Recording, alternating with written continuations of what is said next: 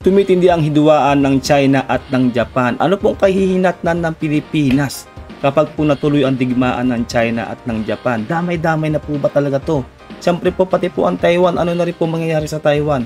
Para po malaman po natin ang konteksto ng video, panoorin po natin to. Pero bago ang lahat, huwag niyo kalimutan na mag-subscribe dito po sa ating channel para updated ka kapag naglalabas tayo ng ganitong reaction video. Simulan na po natin to. Let's do this. Naku! 19 na warship ng China ang nasa teritoryo na natin.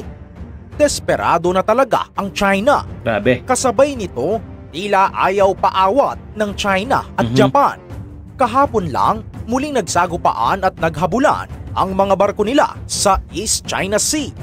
Nagpadala ang China ng mga patrol ships at ang Japan inilabas na ang kanilang alas, ang tinatawag nilang silent killers. Ano kaya ang ibig sabihin nito? Samantala, bakit biglang nasa gitna ng lahat ng gulo ang Taiwan ngayon? At tayong mga Pilipino, maiipit na naman ba sa banggaan ng dalawang bansa? Well, actually damay tayo kasi kaalyado natin ng Japan. Ganun po yun, hindi pwedeng di tayo tutulong dyan sa digmaan na kung mangyayari yan. Yes, pero paano? Tara, panoorin nyo para maging alerto. Alam nyo ba kung gaano kadami ang 19 na barkong pandigma? Isipin nyo, nakapila ang 19 na building sa gitna ng dagat. Ganyan karami ang namataan ng ating Philippine Navy sa ating maritime zones. Ayon sa mga report, tumaas ng husto ang bilang ng mga barko ng China sa ating karagatan. Grabe. Dati, paisa-isa lang. Dati, parang nagpapatintero lang sila. Pero ngayon, isang buong puwersa na ang ipinadala nila. Kasi nga, kaya ganyan po yung China ngayon. Kasi di ba, ito, si Japan sumusuporta pa rin sa atin ngayon, no? Magbibigay po sila ng Type 03 na missile system sa Pilipinas. Kaya po, talaga pong itong China, kumbaga nagpapakitang gilas, talagang maglalabas sila ng kanilang mga barko dyan, yung mga pangdigma nilang barko. Para syempre intimidating, di ba? Intimidation yan eh. Ganun ang taktika niya ng China. Bakit? Ano ang gusto nilang patunayan? Ang tawag dito sa lengguwahe ng militar ay force projection. Ibig sabihin, pinapakita nila ang kanilang lakas para takutin tayo. Diba? Sabi sa inyo, diba? Intimidation yan. Para ma-intimidate tayo. Diba? Papakita nila yung person nila. Para, uy, grabe, ang dami naman. 19 na, na battleship yun dyan sa, natin, sa teritoryo natin. Siyempre, mag-iisip tayo na baka matakot ang Pilipinas o whatever. Diba? Ganun po ang taktika. Pero hindi po basta ganun-ganun yun. Dahil po, unang-una, sila po yung pumapasok sa ating teritoryo. Wala po tayong ginagawang hindi maganda sa kanila. Tayo po ay talaga pong dinidepensa na natin teritoryo natin. Kaya po sila nandiyan dyan dahil nga po, sinusuportahan tayo ng Japan. No? Lahat po ng halos ng kalyado natin sumusuporta sa atin. Tapos yung Japan ngayon, di ba, yung Type 03 na missile system, talaga pong papadala na po sa atin yan, ang gagawa na po talaga sila. Kumbaga po, binrake na nila yung kanilang rules na hindi na po sila gagawa ng mga ganung bagay. Pero kailangan kasi meron din silang threat laban dito sa China. Para iparamdam sa atin na wala tayong magagawa. Imagine, gigising ka na lang na ang kapitbahay mo nandoon na sa loob ng gate mo. May dalang baril at nakatitig sa'yo habang umiinom ka ng kape. Ganyan ang pakiramdam ng presensya ng 19 na Chinese warships na ito. Hindi ito simpleng freedom of navigation o pagdaan lang. Kapag nagpadala ka ng ganitong karaming barko, nagpapadala ka ng mensahe. Yes. Nakakatakot, hindi ba? Lalo na't alam natin na ang ating Philippine Navy, bagamat matatapang at magagaling, ay kulang na kulang sa kagamitan kumpara sa dambuhalang puwersa ng China. Kaya nga yung sinasabi ko sa inyo pa ulit sa ating reaction video, dapat talaga hindi hihinto ang ating gobyerno na magpalakas tayo. Tanggapin natin ang tanggapin yung ino-offer na tulong o suporta ng mga kaalyado nating mayayamang bansa at malalakas sa bansa. Dahil po kailangan natin yan. Ito na nga po, di ba? Nagkakaroon na ng matinding hidwaan ng Japan at ang China. Damay po tayo dyan. Kailangan po handa ang Pilipinas. Kaya i-grab na ng gobyerno natin ang opportunity na magpalakas tayo. Dahil sinasabi ko nga sa inyo, ang digmaan po ay inevitable. Kaya kailangan maging handa ang Pilipinas. Dahil itong China talaga ang pinaka-krung-krung dito. Sila po ang gumagawa ng kabulastugan dyan. Kundi dahil sa kanila, wala pong gantong nangyayari. Lahat na lang po talaga ng teritoryo ay pinapasok nila. Tulad po yan sa Senkaku Island, yan nga po, di ba? Nagkagirian na naman sila ng Japan dyan. Dahil pumasok na naman tong China dyan sa Senkaku Island. Pero mga kahistoryador, kung mainit sa Pilipinas, mas kumukulo ang dugo ng China pagdating sa Taiwan. Bakit? May balita kasi na ang leader ng Taiwan ay posibleng payagang dumaan o mag-transit sa Amerika. At malaki ang kumpiyansa nila na papayagan ito ni President-elect Donald Trump. Para sa China, ang pagtapak ng leader ng Taiwan sa lupa ng Amerika ay parang pagsampal sa muka ng Beijing. Well, yun naman talaga. Siyempre, kaaway kayo eh. Ganun talaga. Wala kang palang pakialamanan. Magkakaalyado yan eh. Wala kayong magagawa kung anong gawin ng Taiwan at ng Amerika o kung sino pa mang kaalyado ng Taiwan. Ganun yun. Etong China talaga, palibasa, wala nga totoong kakampi. Kumbaga, solo flight lang nila lahat. Talagang nai-intimidate sila. Actually, sila po yung nai-intimidate. Sila po yung nanginginig ang backlog dyan sa nangyayari niya. Kasi nakikita nila, di ba? Madudumog talaga sila lahat na magkakampi. Wala silang kakampi. Hindi naman sila basta tutulungan ng Russia sa kanang North Korea kasi may mga sarili-sariling gerang inaatupag yung mga bansang yun. Isa itong malaking red line. Pero ang Taiwan mukhang hindi na rin nagpapabuli. Yes. Sabi nila, karapatan nilang makipagkaibigan sa kahit kaninong bansa. Ang problema, kapag nag-away ang China at Taiwan, damay tayo. Yes. Bakit? Dahil nasa gitna tayo ng gulo. Ang mga base militar natin pwedeng gamitin ng Amerika. Tama. Ang mga OFW natin sa Taiwan, nasa danger zone. Wala po tayong magagawa, no? Kahit sabihin na po natin wala tayong OFW sa Taiwan. Kahit ba sabihin pa natin na hindi tayo ganun kalapit sa Taiwan at saka sa China. Kaso po meron po tayong MDT at kaalyado po natin yung Taiwan. Damay po talaga tayo. Kapag po nagkaroon ng digmaan, hindi po pwedeng hindi magpadala ng tulong ang Pilipinas. So madadamay talaga tayo. Dahil po kaalyado natin ng Taiwan. Real talk po yan. Kaya yung 19 na barko sa Pilipinas, posibleng paghahanda yan. Sinisiguro nila na kung sakaling pumutok ang gulo sa Taiwan, hawak na nila ang leeg ng Pilipinas. Harang dito, harang doon. Pero ito ang mas matindi. Kamakailan lang muling nagkainitan ang dalawang higanteng ito sa East China Sea. Yes. Partikular sa lugar na tinatawag na Senkaku Islands o Jiaoyu Islands para sa China. Ito ay grupo ng maliliit na isla na walang nakatira pero pinag-aagawan dahil sa strategic location at posibleng oil reserve sa ilalim. Ayun po talaga yon. Kaya po lahat po halos, lalong-lalo na po sa Pilipinas, no? Kaya gusto pong makuha ng China ang teritoryo natin, no? Yung EEZ natin dahil po sa deuterium, langis at gas po na makukuha nila doon, bilyong dolyar. Lahat po halos ng teritoryo sa buong South China Sea na gusto nila makuha. Lalo rin po dyan sa Senkaku Island. Totoo po yun, sinasabi ni historiador. Kaya po talagang Gina G itong si Xi Jinping na manakop ng teritoryo na may teritoryo. Kahit wala na sila sa ayos. Senkaku Island. Kaya nga Senkaku Island sa Japan po yung teritoryong yan. Lagi ko pong sinasabi sa inyo, do not poke the bear. Diba? Huwag mong gigisingin ang natutulog na halimaw. Sleeping giant po yung Japan. Sobrang high-tech po ng Japan at well-experienced po sa digmaan. Nako, China. Kung ako sa inyo, China, tumigil na kayo. Hindi lang po Japan kalaban nila. Merong Amerika, Taiwan at Pilipinas at yung iba pa po na mga bansa. Lalo po India, malakas na rin po India ngayon. Sabi ko sa inyo, diba, dumog ang kahihinatnan nitong Chinang mayabang na to. Ayon sa reports, pumasok ang mga Chinese patrol ships sa teritoryo ng Japan sa paligid ng Senkaku. Hindi ito bago, pero nagiging mas madalas at mas aggressive.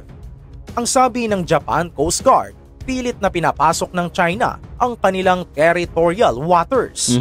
Oo, ang Japan kilala sa pagiging mahinahon. Ngayon, pero wag nating kalimutan, sila ay may isa sa pinaka-advanced na militar sa buong mundo. Diba? Yan sinasabi sa inyo eh. Pinakamahinahon ngayong era na to. Dahil po hanggang ngayon ay pinagbabayaran po nila yung ginawa nila nung World War II. Hanggang ngayon po ay nag-a-apologize sila sa lahat po ng naperwisyo nila nung World War II. Ibig sabihin lang po nun, talaga pong natutulog pong higanti po tong Japan. Kaya itong China talaga, ang kulit, yung sabi ko sa inyo, dapat itong si Xi Jinping nag-iisip siyang mabuti. Dahil unang-una yung China po, wala pong experience sa digmaan. Centenaryo na po yung huling digmaan nila. Samantalang itong Japan fresh pa. Paulit-ulit ko na pong sinasabi yan, fresh pa sa alaala natin. Yung nangyari ng World War II. Grabe po sa lakas ang Japan. Ay, kung magkakanda leche-leche po, yari tong China sa Japan. At syempre, hindi lang po Japan ang kalaban ng China, di ba? Dumog talaga. Yun yung number one word dumog. Talaga pong yuyuko at talaga pong babagsak ang rehimeng Xi Jinping kapag natuloy po ang digmaan na to. Ang kanilang self-defense forces ay hindi basta-basta. Tama. Nang pumasok ang mga barko ng China, agad na rumesponde ang Japan. Nagkaroon ng habulan. Nagkaroon ng babalaan. Sabi ng mga eksperto, ang ginagawa ng China sa Japan ay pareho sa ginagawa nila sa atin sa West Philippine Sea. Salami slicing tactics. Paunti-unti, paisa-isa, hanggang sa mamalayan mo na lang, wala na sa'yo ang kontrol. Pero may isang bagay na kinatatakutan ang China sa Japan. Hindi ito ang kanilang mga barko sa ibabaw ng dagat, kundi ang mga halimaw na armas ng Japan sa ilalim ng dagat. Alam nyo ba na ang Japan ay mayroong isa sa pinakamalupit na submarine fleet sa buong mundo? Oo, mas marami ang barko ng China. Tama. Kung paramihan ng barko ang labanan, panalo na agad ang China. Sila ang may pinakamalaking navy sa mundo. On papers, no? On papers po yan. Pero yung rami na yan, kapag po nasa digmaan na, baka mamaya hindi gumagana lahat ng mga yan, di ba? Kasi po lagi po nilang pinaparada, di ba? Ganyan po yung gawain ng mga komunistang bansa eh. Parada si Russia, parada si North Korea, parada si China. Pinagyayabang nila, meron kaming nuklear, ganito kami kalakas, ganyan. Pero sa totoong digmaan, di ba? Alam niyo naman po yung ginawa ng China, di ba? Nagpadala ng tulong sa Russia laban sa Ukraine. Ano nangyari? Uwi! Di ba? Nabahag ang mga buntot, di ba, ng mga ng China at talaga pong iba dun namatay. Kawawa. Di ba? Kaya, nako, lalo po ang Japanese po, ang pinakadisiplinadong tao sa buong mundo. Kung makapunta po kayo dito sa Japan, nako, sobrang disiplinado po ng mga Hapon. Siyempre, alam na rin po natin, di ba? Meron silang kataga nung World War II. Bansai. Di ba? Kumbaga, talagang patay kung patay. Kahit mamatay na sila, di ba? Babanggain nila ng babanggain kung sino man yan, maibuwis pa nilang buhay nila sa karangalan po ng bansa nila. Ganun po kadedikado ang Japan o mga Japanese citizen o Japanese soldiers para sa kanilang inang bayan. Kaya po nako, kapag po talaga ito ay natuloy, kawawa itong China. Ewan ko na lang talaga baka mamaya. Ito po yung pinakamalaking pagsisisihan ni Xi Jinping. Dahil unang-una, hindi nga lang po ang Japan ang kalaban nila kapag nangyari itong digmaan to. Maraming kaalyado ang Japan. May mga MDT yan, Mutual Defense Treaty. Hindi pwedeng hindi tutulong o magpapadala ng tulong ang Amerika. Hindi pwedeng hindi magpapadala ng tulong ang Taiwan, ang South Korea, siyempre ang Pilipinas. At sarami pa po ng iba't ibang bansang kaalyado po ng Japan. Kaya nako China, mag-isip-isip kayong mabuti.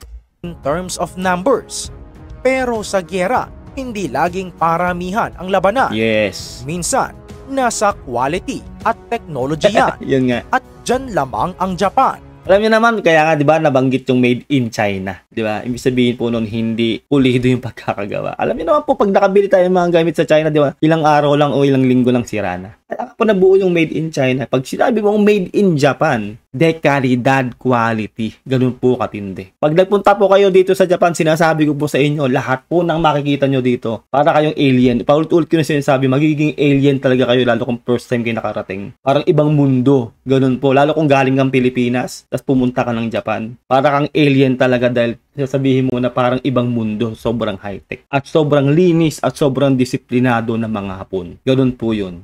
Meron silang tinatawag na Soryu class at ang mas bago, ang Taigei class submarines. Ano ang special sa mga ito? Una, napakatahimik nila. Yes. Sa naval warfare, noise is death. Kapag maingay ang submarine mo, patay ka. Madedetect ka agad ng sonar ng kalaban. Ang mga submarine ng Japan ay gumagamit ng state-of-the-art na teknolohiya, kasama na ang lithium-ion batteries.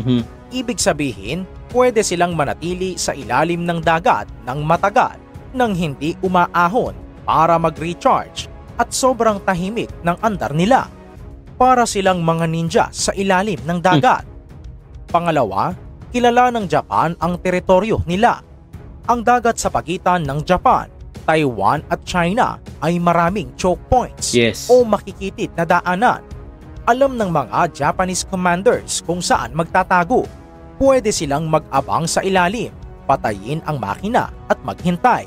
Alam nila yan. Siyempre, fresh na fresh pa nga, di ba, sa World War II. Isipin nyo, ang dami nilang bansang nasakop yung panahon yun. Ibig sabihin, yung strategic mind nila, no? Strategical mind ng leader ng sandatahang lakas ng Japan, ganun po katindi. Lalo pa nga kaya ngayon, sobrang high-tech na ngayon. Di ba, hindi na nga po halos talaga labanan ng man-to-man ngayon, talagang puro drones na. Hindi po papahuli Japan dyan. Ako, yung mga technology po na ngayon pa lang nangyayari sa ibang bansa ay siguro 20 years ago na meron sa Japan. Ganun po katindi, ganun po ka-high-tech. Sobrang ganun po katindi ang utak ng mga Hapon pagdating po sa technology. Ngayon, paano nito pipigilan ang China? Ganito ang senaryo. Kung sakaling lulusob ang China sa Taiwan o sa Japan, kailangan nilang magpadala ng maraming barko, Yes. mga aircraft carrier, destroyers at landing ships. Dadaan ang mga ito sa mga choke points. Dito na titirahin ng mga Japanese submarine ang mga ito. Isang torpedo lang mula sa isang submarine kayang magpalubog ng bilyong-bilyong halaga ng barko ng China. Yes. Ang takot na idudulot nito ay matindi kapag alam ng China na may Chinese submarine sa ilalim. Pero hindi nila makita. Magdadalawang isip silang ilabas ang kanilang mga barko.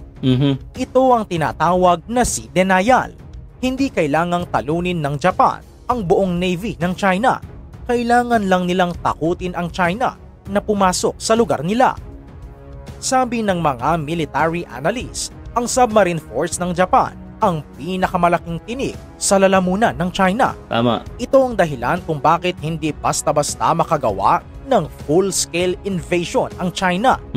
Alam nila na sa ilalim ng maitim na karagatan, nag-aabang ang mga silent killers ng Japan. Saka ito na lang, di ba? Yung sa Taiwan na lang, isipin nyo, no? Ang liit-liit ng Taiwan. Ang tagal na ng hidwaan nila ng Taiwan. Bakit hindi pa rin nila makubkob? Ibig sabihin lang po nun talaga, alam din ng China yung kahinatnan nila. Kasi po, na-explain ko na po ilang beses din na kung sino po ang magsisimula ng digmaan, talaga pong yun po yung tatamaan ng matinding crisis sa kanilang bansa. Alam niyo naman po yung nangyari sa Russia, di ba? Sila po yung nagsimula ng digmaan noon. Na-freeze po lahat po ng mga assets, no? Yung mga bangko sa International Bank ng Russia noon. Ganun po mangyayari rin sa China pag sila nagsimula. Lahat po ng assets po nila mapiprease. Mag-i-stop po ang kalakalan nila. Talaga po yung ekonomiya nila babagsak. Siyempre mawawalan ng trabaho. Magsasara yung mga businesses. Magpo-pull out yung mga investors sa kanila. Ganun po yun. Tapos siyempre, alam din ng China nga na madudumog sila. Kaya hindi sila basta-basta gagawa ng moves na magsimula ng digmaan. Pero kapag ginawa talaga nila yan, na sila nagsimula ng digmaan, game over na. Talaga pong yun na po ang masasabi natin talaga na magsisimula ng ikatlong, alam nyo na. Natapos na yung pangalawa, magkakaroon na ng ikatlo. Na which is, sinasabi ko matagal na wag naman sana mangyari dahil wala pong totoong panalo sa digmaan. Lagi ko pong sinasabi yan.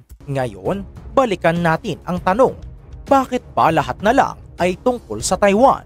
Bakit pati ang Japan at Pilipinas ay damay? Simple lang. Location. Tama. Location. Location.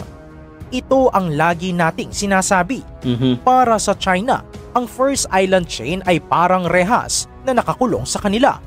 Hanggat hawak ng mga kaalyado ng Amerika tulad ng Japan, Taiwan at Pilipinas ang mga islang ito, hindi makakalabas ng malaya ang Navy ng China papunta sa malawak na Pacific Ocean. Pero 'di ba sabi ko sa inyo, 'di ba nagawa natin ng reaction video noong nakaraan. Napakautak po ng Amerika, 'di ba? Kinagkalat siya, 'di ba, ng kanyang mga military base. Sa lahat po ng kaalyado niya diyan sa palibot po ng South China Sea. Ganun po. Kaya nga para sa akin po, dapat damihan pa po ang EDCA sites natin. Kasi po napipinto na po talaga itong matinding digmaan na to. Kailangan po maprotektahan po natin ang bansang Pilipinas at ang lahat ng ating teritoryo. Dahil po ito po talagang nagkakainitan na. Dahil ito pong China talaga ayaw tumigil. Sobrang gahaman sa kapangyarihan itong si Xi Jinping. Kaya po nagkakaroon po tayo ng ganito. Kaya nagkakanda leche-leche po dyan. Dapat po tahimik, di ba? Lahat po tahimik eh. Pero itong mga komunistang bansa talaga na to, talaga mga krung-krung talaga yung mga leader. Yung si Xi Jinping ayaw tumigil talaga. Nakabara tayo sa daanan nila. Kapag nakuha ng China ang Taiwan, game over na sa estratehiya. Una, mababasag na ang depensa. Makakalabas na ang mga nuclear submarine ng China sa Pacific Ocean nang hindi na detect. Masusurprise na lang ang Amerika na may Chinese sub na pala sa tabi ng California. Pangalawa, kapag hawak nila ang Taiwan, kaya na... Teka lang. Merong Stingray submarine yung ilang libo yun. Merong Stingray submarine, high-tech na submarine ng Amerika. Kung alalaman nyo lang ba yun. Nagawa na rin natin ng reaction video yun nung isang taon na yata ago, yung tungkol dun sa Stingray na submarine, high-tech submarine ng Amerika. Di ba po? At para sa akin po, hindi po basta-basta rin makakaalpas sa Taiwan itong China. Kasi po, yung Taiwan Strait po ay choke point, no? Marami na po nakaabang din doon na talaga pong may depensa tong tong Taiwan. Nakaumang na po doon, nakasalansan na kumbaga. Siyempre, lahat po ng dadaanan po ng China, siyempre ng Japan, nakasalansan na rin po yung mga depensa ng Japan dyan. Kaya sobrang mahihirapan po talaga makalabas itong China patungo po sa Amerika. Pero totoo yun yung sinasabi ni historiador, na kapag nakuha ng China itong Taiwan, talaga pong yun na. Medyo may pag-asa tong China na makaalpas talaga dyan sa choke point po sa Taiwan Strait. Nilang i-cut off o putulin ang supply line ng Japan. Ang Japan ay umaasa sa import ng langis at pagkain na dumadaan sa dagat malapit sa Taiwan. Kapag sinara ng China ang daanang iyon, gutom ang aabutin ng Japan. Kaya ganoon na lang ang gigil ng Japan na ipagtanggol ang Taiwan. At pangatlo, tayo, ang Pilipinas. Kapag naging Chinese territory na ang Taiwan, ang Batanes natin ay magiging kapitbahay na mismo ng China. Tama, ang lapit. Wala nang buffer zone. Mas lalong dadami ang 19 na warships na yan. Baka gawin na nilang parking lot ang ating exclusive economic zone. Mabalik tayo. Kaya nga po, di ba, dyan sa Bao de Masinloc, sa Zambales, ang dami pong nakasalansan dyan na ngayon na warship ng China. Kaya dapat po talaga, wag tutulog-tulog po ang ating mga Philippine Navy. Kaya pong bantayan po nilang maigi. Dahil alam niyo naman po, tuso po yan China, di ba? Kaya nga nakuha po yung ilang natin, iisi natin, di ba? Naging artificial island na nila, naging military base na nila. Nang ganun kabilis. Kaya wag po sana, sinasabi ko po noon ko pa sinasabi na bantayang maigi lahat po ng sulok ng ating EEZ o ng ating teritoryo. Dahil tuso po yung China. Meron pa po silang sinasabi na gagawin daw nilang daungan yan ng mga mangingisda.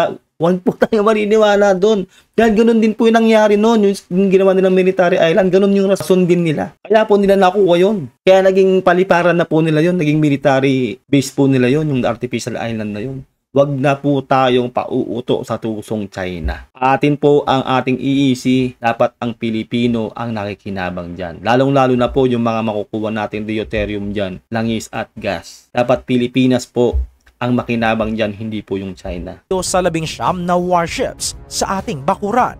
Nakakagalit, di ba? Nakakabahala. Pero ano ang magagawa ng simpleng Pilipino? Una, kailangan nating maging mulat. Yes. Huwag tayong magbulag-bulagan na wala yan, malayo yan, nandito na sila. Ang kaalaman ay kapangyarihan. Tama. Kapag alam natin ang nangyayari, mas makakapag-isip tayo ng tama. Kaya ito po yan, isa pong matinding sandata natin. Lalo po ngayon meron ng social media. Tulad po ng ginagawa ko bilang content creator dito po sa YouTube. Nagbibigay po tayo ng awareness at ng reaction sa mga nangyayari between Japan, China, lahat po na nangyayari sa atin sa Pilipinas halos. Na ipakalat natin na hindi natin gusto yung ginagawa sa atin ng China. At wag po tayo magluluklok. Ako na po nagsasabi sa inyo, wag po tayo magluluklok ng mga pro-China sa ating gobyerno. Yun na lang po ang pwede nating gawin. Meron po tayong kakayahan na maglagay po sa ating gobyerno ng hindi mga pro-China. Nasa sa ating kamay po ang kapangyarihan na yon. Yun po ang pinakamatindi natin pwedeng gawin bilang ordinaryong mamamayan, lalo po yung mga nasa Pilipinas. Bumoto kayo ng tama, isipin yung mabuti, gawin yung matalino ang pagboto nyo. Huwag yung iboboto yung mga pro-China. Kapag po pinoto yung mga pro-China, talaga pong easy na lang na mapasok na naman tayo ng mga Chinese, yung mga pogo, maglalaganap na naman yung pogo,